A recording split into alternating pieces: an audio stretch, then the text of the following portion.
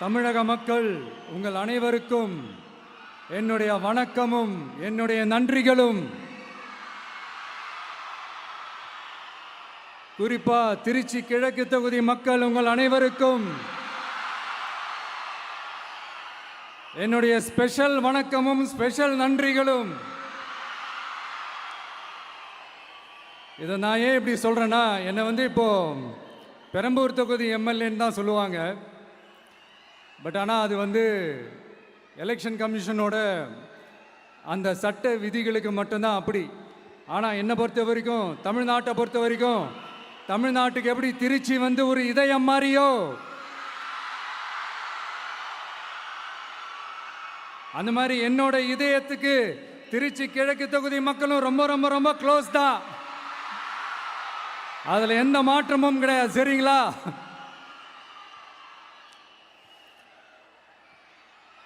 ஆட்சிக்கு சில வாரங்கள் கூட ஆகலை. 6 மாதம் அமைதியாக இருப்போம்னு சொன்னவங்களாம் 6 நாள் கூட அமைதியாக இருக்க முடியல. ஆட்சிக்கு அரை மணி நேரத்திலே ஆரம்பிச்சிட்டாங்க. பாவம், ஒரு கல்யாண வீட்டிலலாம் போய் புலம்பிட்டு இருக்காங்க. நான் சொன்னதெல்லாம் நடக்குதா? 1 by 1 எல்லா புலம்பல்ஸும். அது மாதிரி இத்தனை வருஷமா மாற்றி மாற்றி உங்களை ஏமாத்திக்கிட்டு இருந்த இந்த 2 பேரையும் வேண்டாம்னு சொல்லி ஒதுக்கிட்டு உங்களுக்காக உண்மையா உழைக்க வந்த உங்க விஜய, உங்க அண்ணனை, உங்க தம்பிய முதல் அமைச்சரா இல்ல முதல் சேவகனா ஆக்கியிருக்கிறீங்க. தலை வணங்கி ஒட்டுமொத்த தமிழக மக்களுக்கும் இந்த நேரத்தில் என்னுடைய நன்றியை தெரிவிச்சுக்கிறேன். இந்த நேரத்தில் எங்களுக்கு ஆதரவு தெரிவித்த அத்தனை இயக்கங்களுக்கும், அத்தனை இயக்கத்தின் தலைவர்களுக்கும் மீண்டும் என்னுடைய நன்றியை தெரிவிச்சுக்கிறேன்.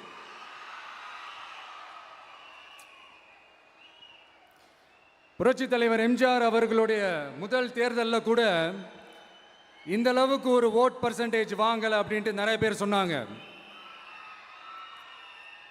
ஆனால் நீங்கள் டிவி கேட்க அவ்வளோ நீங்கள் ஆதரிச்சிருக்கிறீங்க.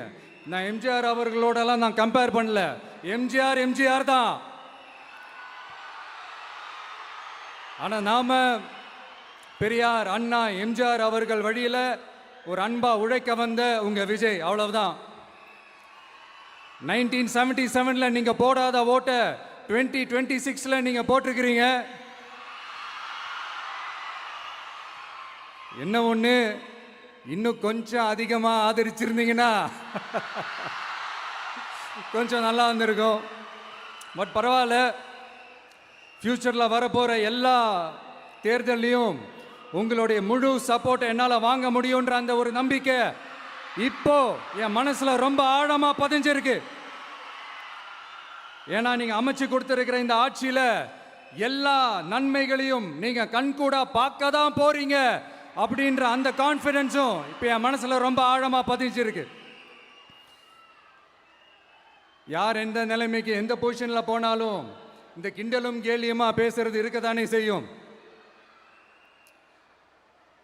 நம்மளை பற்றி, நம்ம அரசியலை பற்றி, நம்ம பேச்சை பற்றி இந்த கிண்டலும் கேலியுமா பேசிட்டு தானே இருப்பாங்க. அவங்க எல்லாருக்குமே என் சைட்லேருந்து ஒரே ஒரு ரிக்வெஸ்ட், தயவு செஞ்சு நிப்பாட்டிடாதீங்க.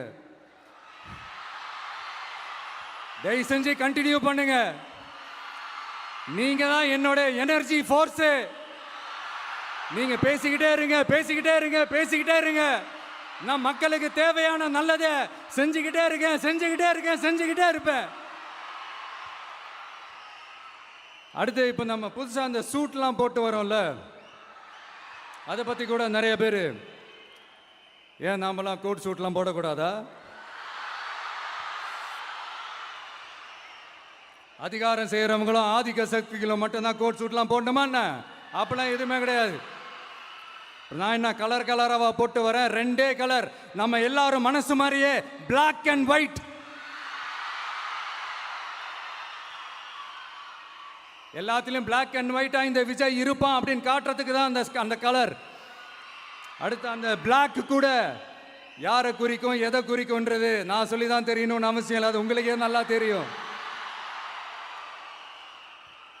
எல்லாத்துக்கும் இப்படி வழக்கம் சொல்லிக்கிட்டு நசன் பேசுகிற டைப்பும் நம்ம கிடையாது. உங்களுக்கே தெரியும், அதிகபட்சமாக எல்லா மீட்டிங்கிலும் 20 நிமிஷம்குள்ளே தான் நான் பேசியிருக்கிறேன். அதனால் இப்போ மக்கள் என்கிட்ட என்ன சொல்கிறாங்க அப்படின்னா, இந்தாப்பா விஜய், நீ எங்களுக்காக உழைக்கிறதுக்காக வந்திருக்கிற, அந்த வேலையை மட்டும் பாரு, உன்னை பற்றி பேசுகிறவங்கள நாங்கள் பார்த்துக்கிறோம் அப்படின்னு சொல்லிட்டாங்க. சரி, ஆனது ஆச்சு. இப்போ என்ன, உனக்கு எதிரிகளே இல்லையா அப்படின்லாம் கேட்டால் அப்படிலாம் நான் சொல்ல மாட்டேன், அப்படிலாம் நான் நினைக்கவும் மாட்டேன், அப்படி நினைக்கவும் கூடாது. இப்பவும் சொல்கிறேன், அரசியல் ரீதியாக சொல்கிறேன், 2 பேருக்கு நடுவில் தான் போட்டியே. ஒன்று, இன்னொன்று எஸ், ஒன்று டிவிக்கு, இன்னொன்று டிஎம்கே. இதுக்கு நடுவில் வேற யாருக்கும் எந்த வேலையும் கிடையாது. ஏதாவது இருக்குன்னு சொல்றீங்க? எலெக்ஷனுக்கு முன்னாடியும் அவங்களுக்கு ஒரு வேலையும் இல்லை, இப்போ எலெக்ஷனுக்கு அப்புறம் சுத்தம். ஆனால் இந்த திமுகவும் மற்றும் பலரும் ஒன்றா சேர்ந்துக்கிட்டு இந்த விஜயோட ஆட்சி வந்துடக்கூடாதுன்னு சொல்லி ஒரு கூத்து ஒன்று பண்ணாங்களே, அந்த கடைசி 5 நாள், அடாடாடாடாடா, நமக்கெல்லாம் ஓஹோ இப்படியெல்லாம் கூட நடக்குமோ என்ன கூத்துங்கிறீங்க. ஆனால் ஃபியூச்சர் என்னவா இருக்குன்றதை மட்டும் இப்போ நான் சொல்கிறேன். உங்களுக்காக உண்மையாக உழைக்க வந்த இந்த விஜயா, இல்லை இந்த விஜயோட ஆட்சி அமைஞ்சிடக்கூடாதுன்னு தடுக்க நினைச்ச ஸ்டாலின் சாரா, அவ்வளவுதான். இதுக்கு நடுவில் வேற யாரும் எந்த அல்லு சில்லும் உள்ள வந்து நம்மளை தடுக்கிறதோ எதிர்க்கிறதோ ஏதாவது பண்ணாங்கன்னா நிர்வாகம் அதுக்கு பொறுப்பில்லை ராஜா, நிர்வாகம் அதுக்கு பொறுப்பில்லை. ரிசல்ட் என்னவா வரும்ன்றது அது உங்களுக்கே நல்லா தெரியும். நம்மளை ஏளனமா பேசுறதா நினைச்சு அவங்களுக்கு ஆப்பு வச்சுக்கிறாங்க.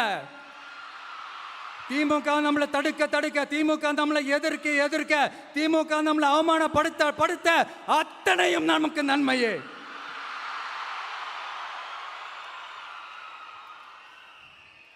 ஒன்று கவனிச்சிங்களா மக்களே, நம்ம ஆட்சிக்கு வந்ததுக்கு அப்புறம் ஒரு விஷயம் ஒன்று நடந்துகிட்டு இருக்கு.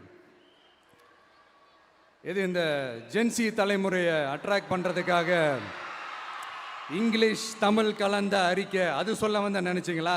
அந்த காமெடி எல்லாம் கிடையாது. அடுத்து இந்த ரியாலிட்டியை மறந்துட்டு இந்த ரீல்ஸ் போடுறது, அது சொல்ல வந்தீங்களா? அந்த காமெடியும் கிடையாது. இது சீரியஸாக ஒரு விஷயம் நடந்துகிட்டு இருக்கு. முன்னெல்லாம் சட்டசபையில் யார் பேசுனா நமக்கு என்ன, யார் அடிச்சுக்கிட்டா நமக்கு என்னன்னு இருந்த கூட்டம்லாம் இப்போ சட்டசபையில் என்ன நடக்குது, என்ன பேசிக்கிறாங்கன்றது ரொம்ப உன்னிப்பாக கவனிக்கிறாங்க. கவனிச்சிங்களா? திமுக ஸ்டைல்லே சொல்லணும்னா ரீல்ஸ் போட்ட கூட்டம்லாம் இப்போ நியூஸ் பார்த்துக்கிட்டு இருக்கிறாங்க. அதில் நமக்கு சந்தோஷம்தான், பெருமை தான்.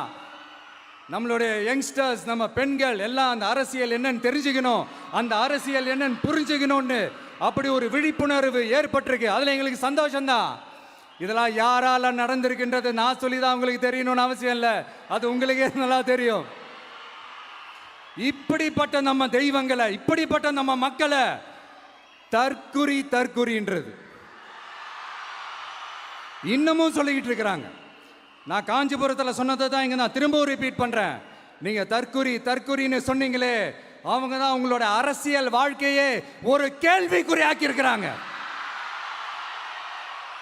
கேள்விக்குறி ஆக்கிட்டாங்க, இன்னமும் ஆக்க போறாங்க. அன்னைக்கு நான் சொன்னப்போ சிரிச்சவங்களாம் இன்னைக்கு என்ன பண்ண போறாங்களோ. உண்மையை சொன்னாதான் அந்த கூட்டத்துக்கு கசக்குமே. உண்மையிலே நீங்க மக்கள் மனசை புரிஞ்சு வச்சிருந்தீங்கன்னா நீங்க இப்படி மக்களை தப்பாவே பேசியிருக்க மாட்டீங்க. அது என்ன, அப்புறம் அரசியல் புரிதல் இல்லாம மக்கள் நமக்கு ஓட்டு போட்டுட்டாங்களாம். இந்த கவர்ச்சியில மயங்கி மக்கள் நமக்கு ஓட்டு போட்டுட்டாங்களா? நான் என்ன, சரி விடுங்க.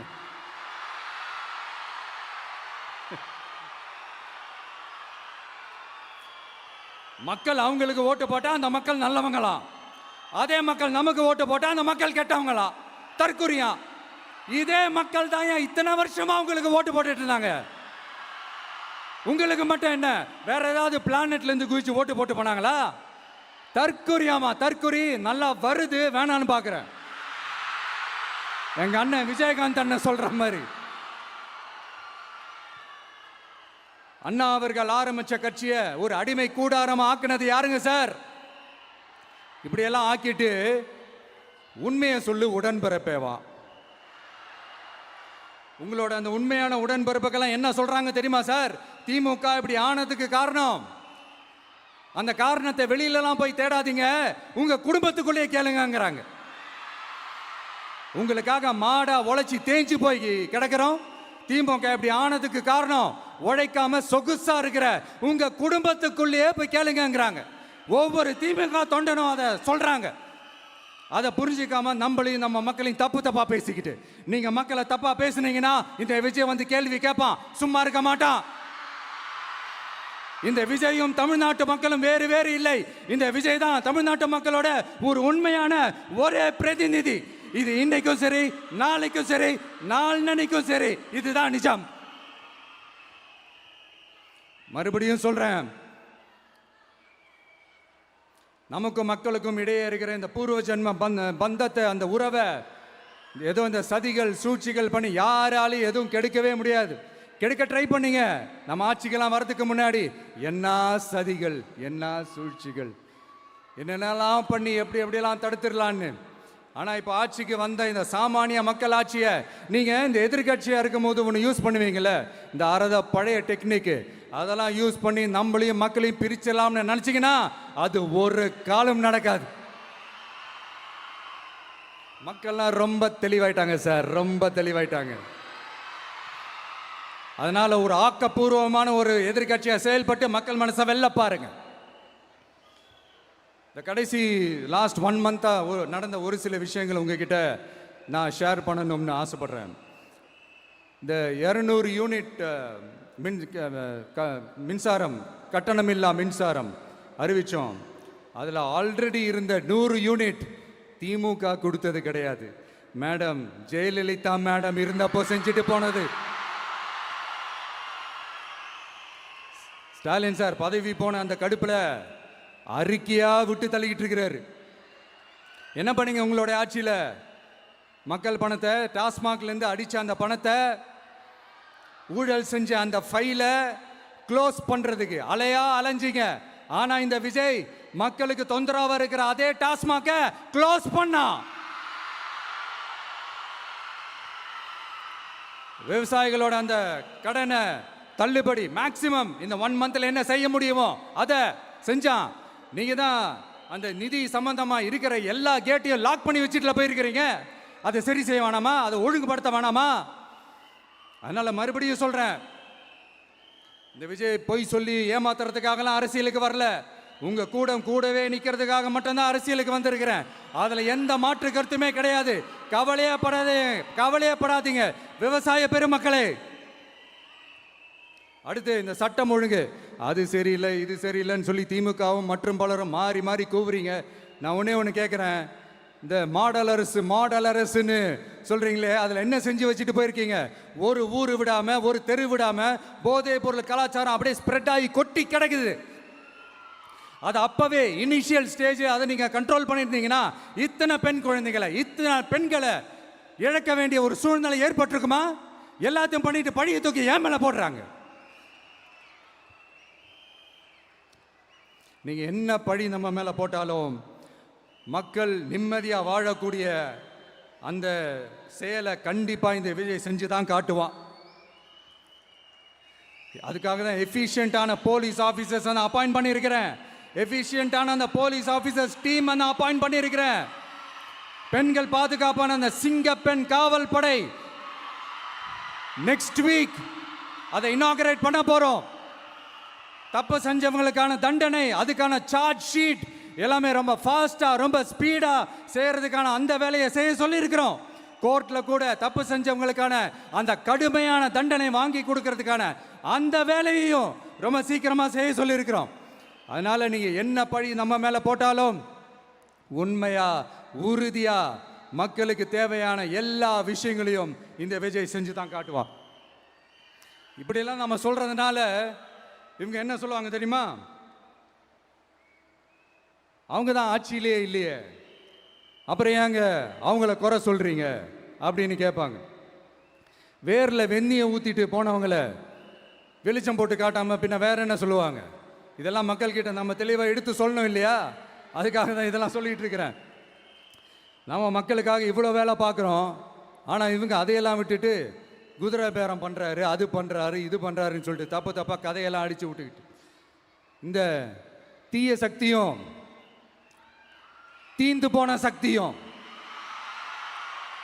அதாங்க திமுகவும் மற்றும் பலரும் ஒன்னா சேர்ந்துக்கிட்டு திருட்டுத்தனமா யாருக்கும் தெரியாம ஒரு ஓரமா மூலையில உட்கார்ந்துட்டு பேரம் பேசி கூட்டு சேர்ந்து ஆட்சி அமைச்சு கொள்ளையடிக்க திட்டம் போட்டாங்க. அது ஏன் தெரியுமா? உங்களோட இந்த டிவிக்கு ஆட்சி அமைஞ்சா அவங்க பொழப்பே போயிடும். அந்த கொள்ளையடிக்கிறது, லஞ்சம், ஊழல் எல்லாமே கத்தம் கத்தம். அதான் இந்த காரணம்.